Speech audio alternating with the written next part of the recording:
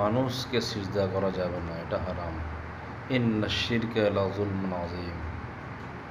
নবী বলেছেন, যদি কাউকে সিজদা করার আদেশ দেওয়া হতো তাহলে স্ত্রীকে তো স্বামীকে সিজদা করার আদেশ দেওয়া হতো।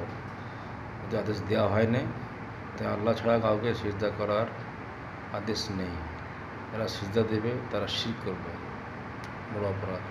জনাব আবুল সরকার সাহেবের ভক্তগণ ওনাকে ভক্তি দিচ্ছেন, এটাই কি আসলে কোরআনের সূরা বাকেরাতে যে বলে রেখেছেন আদম সেজদা, এটাই কি আদম সেজদা না অন্য কিছু? আপনার অভিমত কি?